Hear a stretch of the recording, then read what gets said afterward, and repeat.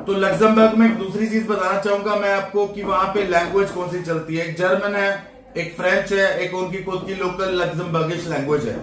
तो इन तीनों लैंग्वेजेस में से अगर आपको कोई लैंग्वेज नहीं आती तो मत जाओ लग्जमबर्ग। इंग्लिश बोली जाती है but that is not too much common. या तो हम सोचेंगे चलो मान लीजिए इंडियंस है वहां पे काम कर ले तो बेटर रहेगा, बट यहाँ पे इंडियंस भी इतने नहीं है। अगर मैं आपके वर्क परमिट्स की बात करूं तो ministry of foreign and European affairs के तो वही आपका पास करता है, और वहां पे वर्क परमिट्स अगर हम लग्जमबर्ग की बात करें तो वहां पे स्किलफुल को ही मिलेंगे ज्यादा, और नॉन स्किलफुल लेने के बावजूद भी आप वहां नहीं रह पाओगे।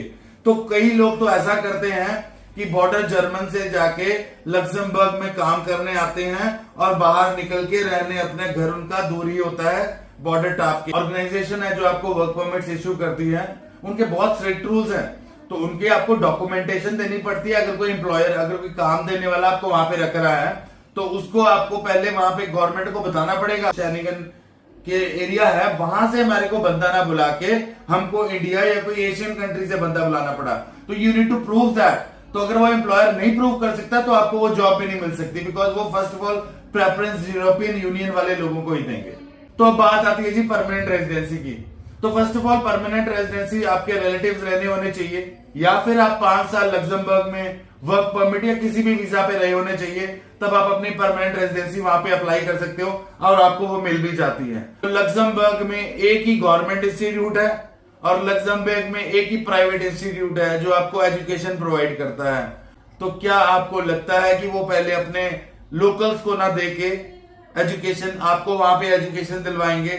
तो इन कारणों से जो मैंने आपको बताया, तो आप खुद ही बताइए कि लग्जमबर्ग में रहना अच्छा है या नहीं है। तो अगर किसी ने भी जाना है, सबसे पहले ऑब्वियसली अपने खर्चे को तो देखेगा ही ना।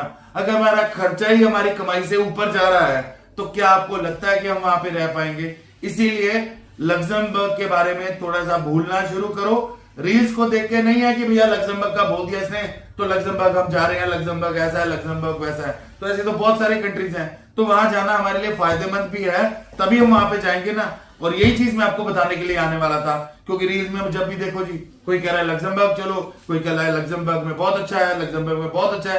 क्या भैया अपना एक्सपेंडिचर तो बताओ कितना होगा वहां पे? अगर वो सस्ता पड़ रहा है तब वहां जाने का फायदा है, नहीं तो वहां जाने का फायदा क्या हमारे को पड़ेगा? तो प्लीज अपनी आंखें खोलिए और लग्जमबर्ग का जो मैंने बोला उसको रिसर्च कीजिए, ताकि आपको क्लियर कट आंसर मिल जाए कि मुझे वहां जाना है या नहीं।